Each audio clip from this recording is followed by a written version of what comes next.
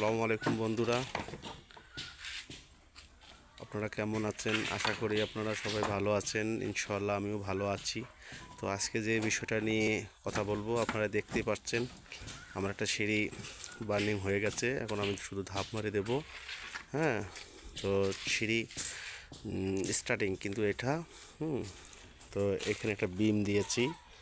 তো অনেকে স্ল্যাব করে উঠায়, আবার কেউ বিম করে উঠায়। তো আমি যে বিম দিয়েছি, বিম দেওয়ার পরে বিম থেকে যে সিঁড়িটা স্টার্টিং হবে আপনারা অবশ্যই ফলো করবেন। এটা হলো মেন রোড, এই যে আমি ধরছি, এটা হলো মেন রোড। মেন রোডটা চলে আসছে এই যে দেখো নিচে, কিন্তু এর নিচে একটা রড আছে, এই যে আমি হাত দিয়ে আঙ্গুল দিয়ে দেখাচ্ছি। আবার এটা হলো স্টার্টপ, স্টার্টপটা দেখেন, স্টার্টপটার এই যে মাঠাম করে দেওয়া আছে, আমি সাইড করে দেখাচ্ছি যে মাঠাম করে দেওয়া আছে। এভাবে সাজাবেন। তো বার্নিংটা অল্টারনেট হয়ে গেছে, দেখতেই পাচ্ছেন। আমি পুরোপুরি বার্নিংটা দেখাচ্ছি। বিমের মধ্যে এই যে বিম 6টা রড দিয়েছি। আর অনেকে আবার এটা স্ল্যাব করে দেয়, তো আমরা স্ল্যাব করছি না।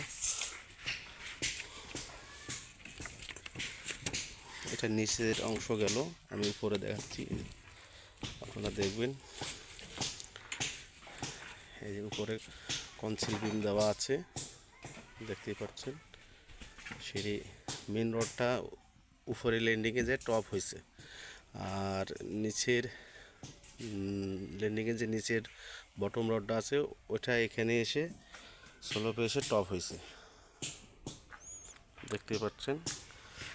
তো এই টপটা আপনারা কীভাবে নেবেন আমি আপনাদেরকে বোঝাচ্ছি। টপটা কিন্তু L4-এ আসবে, এই দেখেন, অথবা L3-তে আসবে। সেটা এই স্লোপটা আছে না, এই স্লোপটা মাপ দিয়ে আপনারা দেখবেন কত আছে।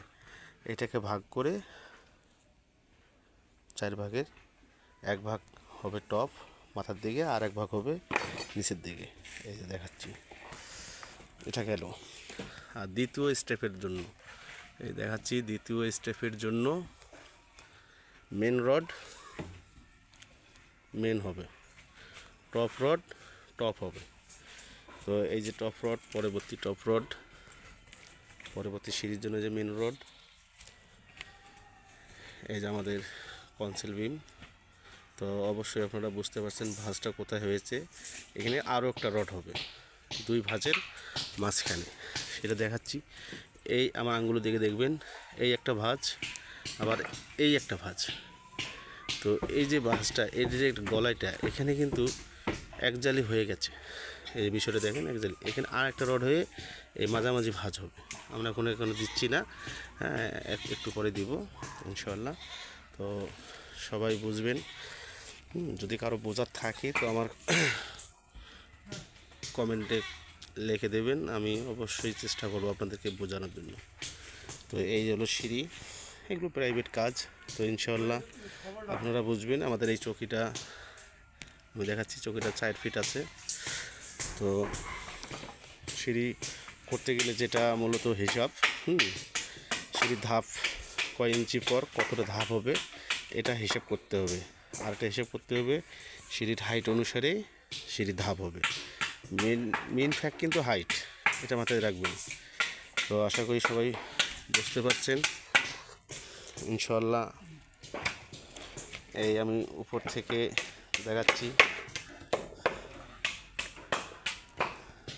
এই তো ইনশাআল্লাহ সবাই সুস্থ থাকবেন, ভালো থাকবেন, আমার জন্য দোয়া করবেন ইনশাআল্লাহ। খোদা হাফেজ।